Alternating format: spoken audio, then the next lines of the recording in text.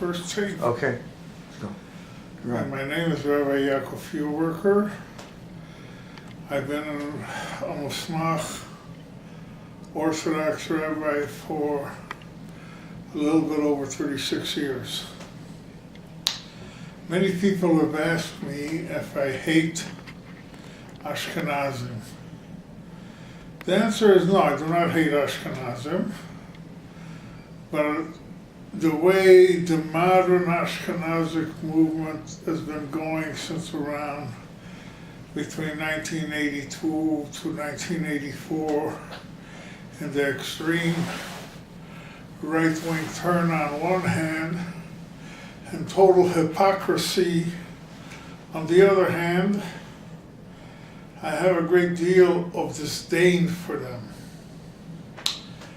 They made a great effort at dumbing down the American Jews who keep kosher, and this I think is very terrible. I mean, really, my friends, glatt kosher gefilte fish?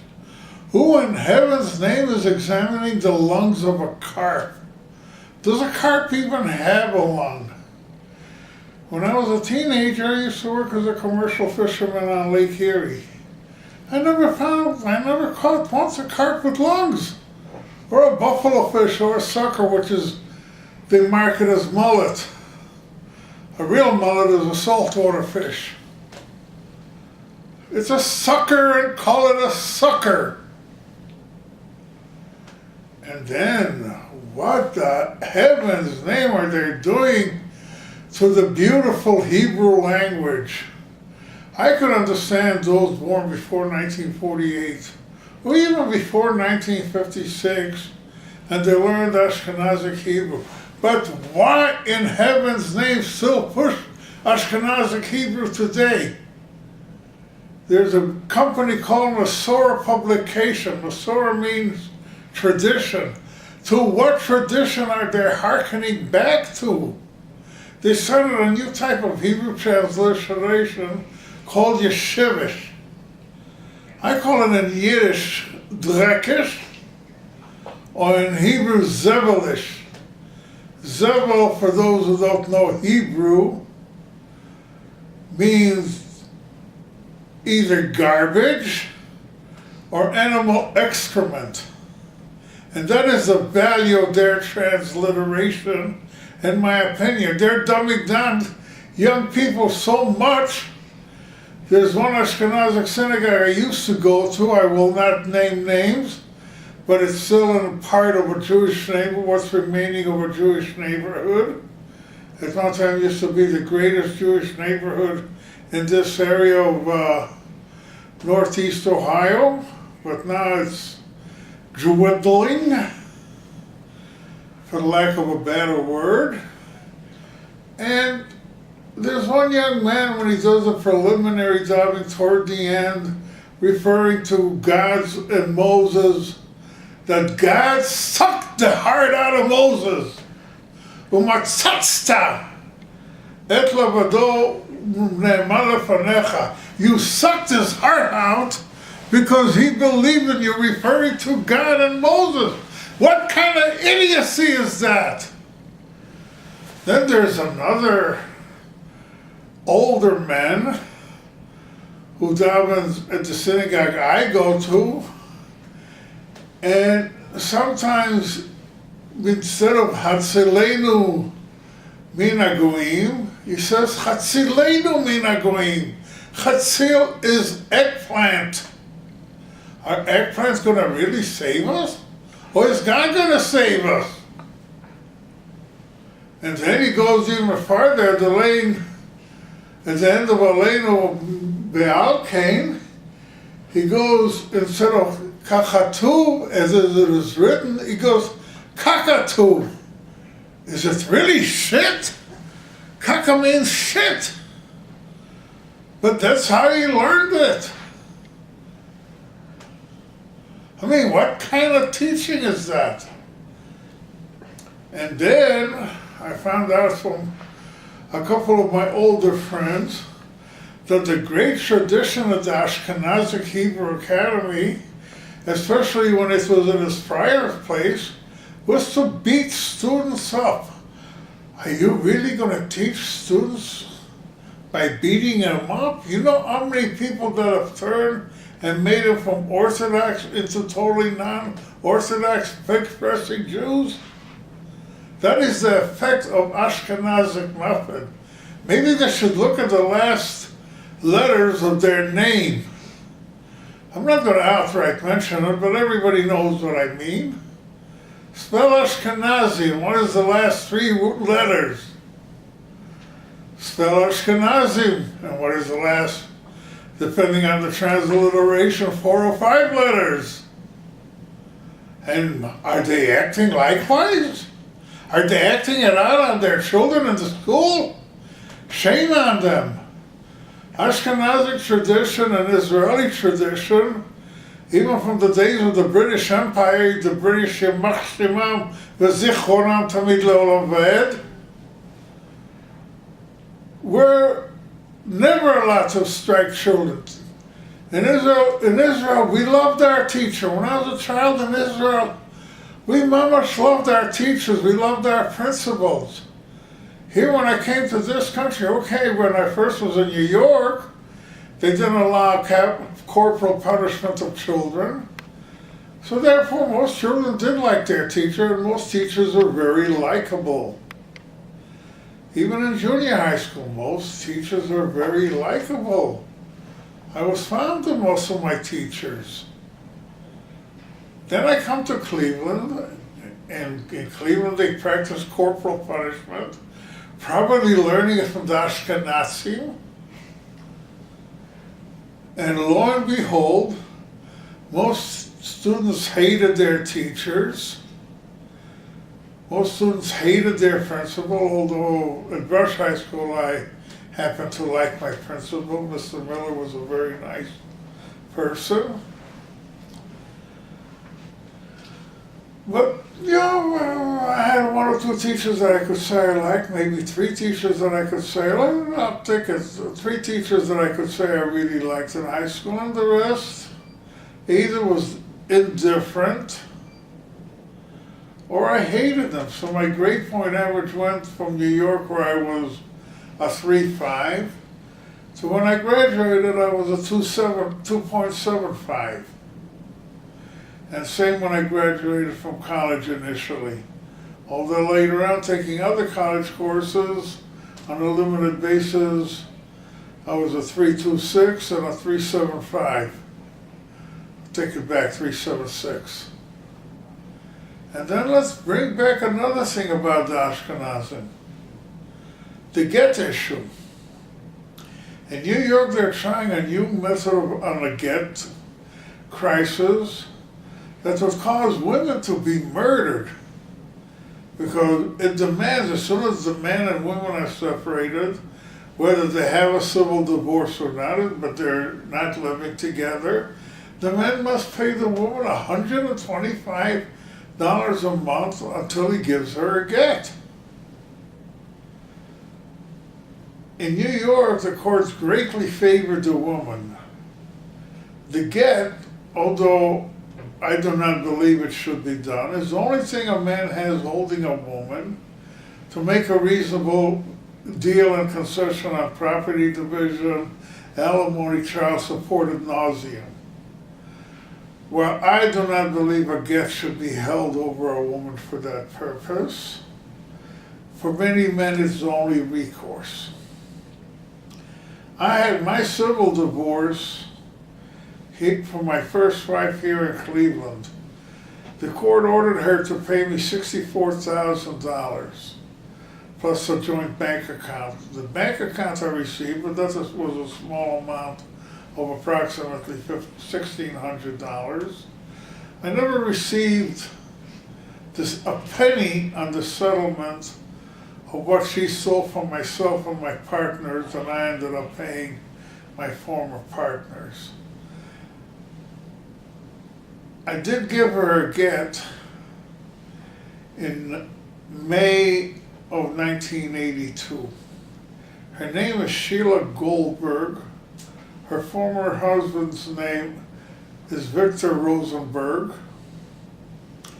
And I don't know how many children they had before I gave her the get. But every one of those children is a mamzer. There is a way to remedy it. She has not agreed. I wish she would agree. She lives in 813 East 13th Street, Brooklyn, New York. That is her address. I can't remember the zip code right now, since I haven't been in communication with her for over 40 years. But the fact of the matter is, she wants everything straightened out. She should contact me, or somebody should contact me at 216-385-8611 or on Facebook Messenger. Those are the two, or my email, smokehousejake@gmail.com. I do not have anything personally against Ashkenazim, but you should stop their right-wing turn. Them and the Lubavitch had a tshuva movement starting from 1967 till about the early 80s, and the Lubavitch are still continuing with the tshuva movement, although it seems that most Ashkenazim have abandoned the tshuva movement. But they made a lot of people Orthodox, or as they say, quote unquote, frum. Don't worry about that. That was my cane. And to be perfectly honest, I agreed with that movement. I became part of that movement in 1974, and I've been frum ever since. But nowadays, what price frum kite? When I first became frum, up in 1974, I was working for a kosher butcher in Miami, and there was a non-kosher butcher 4 doors down, and cuts for cuts on beef. The kosher butcher was 10 cents more per pound than the non-kosher butcher. And beef back then was a lot cheaper than it is today, but 10 cents a pound, even back then, was not a whole lot of money anymore. Oh yeah. The housewife, except for ground beef, kasher the meat herself. Most Jewish housewives knew how to kasher meat. Today, 95% of Jewish housewives under the age of 35 do not know even how to kasher meat. That's a basic skill that should be installed in every Jewish woman and every Jewish man. It's such a simple process. I learned it when I was in Israel. I was 7, 8 years old. I don't quite remember, but I knew how to kasher meat practically my whole life. Even before I was from, because in Israel we kept kosher, in New York we kept kosher, and in Cleveland we kept kosher in the house. I came from a traditional family. When we did daven, we always went to an Orthodox synagogue to daven. So again, what is the big mitzvah of kashering? Today the meat comes to the butcher shop, pre-kasher at the slaughterhouse, at a wholesale price higher than the retail price of well-trimmed meat that's not kosher. How could the average person then afford kosher? When kosher ribeye steak boneless cost $7.89 a pound at a halal store, which is almost kosher,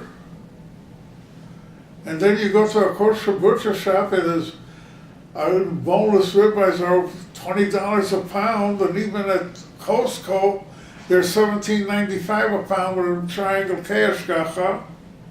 And believe me, between triangle K and halal is probably more kosher. Believe me, I work for Triangle K. I work for a staffing company, and they assign me to Triangle K. Believe me, halal is more kosher than Triangle K. And if they soak and salt, they're probably 1,000% more kosher than Triangle K. This brings me to another issue. Why are they dumbing down so much kosher America? Glad kosher chickens, glad kosher turkeys? Who's blowing up the lungs of a chicken? Who's blowing up the lungs of a turkey? And even worse, I would say that at least 90% of the kosher chickens and 85% of the kosher turkeys are actually not kosher. Because A, most chickens that are in use today are formulated hybrids with secrets on their breeding, and they're a one-time breed. They cannot breed to reproduce themselves, if they could breed at all. Then they're raising a chick when it hatches from a medium or a small egg that might weigh between 3/4 to an ounce and a quarter. They're raising it to a 7 to 8 pound live weight bird in 6 weeks. Some even empires bragging that it's 5.5 weeks. And they got broken legs. If you look at the knuckle from where their elbow knuckle is, not elbow, I take it back, ankle knuckle on the bird, and you look a 1/4 inch above, on many of those birds, the legs are shattered. When you cook those birds, even with the least amount of heat applied, their bones still turn black, which means they're bleeding from the inside, which means when they were shechted, they didn't bleed properly. So even if the shechita is kosher, if the bird cannot bleed properly, that bird would have not lived another year, and that is the standard for kashruth. And then in cattle industry, they're shooting the bird with a piston. I mean, not bird, I'm sorry. They're shooting the cattle, and a lot of times the sheep and goats, with a piston right after shechita. And I watched it. As soon as you shech the animal bleeds profusely. As soon as the piston goes in, the bleeding stops as if you turned off a faucet. Is that animal really kosher? A lot of Ashkenazim use the term, and I will use the Ashkenazic pronunciation, Ashkenazic Jews, which means when you shech it, shchitatam, arigatam, that they're killed. And technically that's true. A proper shchita, an animal will not survive from it. But is it correct to shoot it right away to stop its bleeding? And then to make it bleed more, you have to electrify the heart, which makes the meat tougher. So kosher meat nowadays is a lot tougher than non-kosher meat. When I first got working in an Ashkenazic in the late 70s, this practice was not done, and kosher meat was a lot more tender, especially the ribeye and the loin, the tenderloin, the hanging tender, was a lot more tender than a non-kosher equivalent cut. So we're paying twice as much, sometimes 3 times as much, for meat that is lower quality. Is this correct? There's very few answers to this. Heaven forbid that I would recommend people eating non-kosher meat. But if they do, I understand.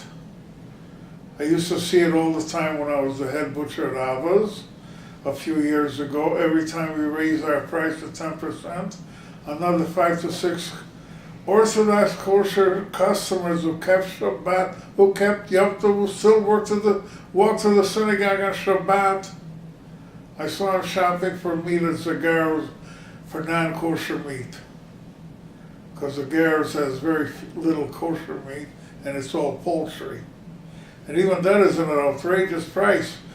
When Tyson Chicken which are properly raised and their legs are solid, are selling for leg quarters at 89 cents a pound, and kosher chicken are selling for 3.89 cents a pound.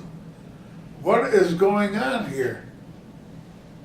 Yes, I understand kosher chicken by nature would be more expensive. Same with kosher turkey, because you gotta feed them differently. You can't feed them soup, you can't feed them mash, you gotta feed them solid grain, ground grain with plenty of grit so they could digest it. You don't do that with non-kosher chicken. But to be 3 times as expensive? Turkeys you can't even feed mash. Turkeys you gotta feed solid grain.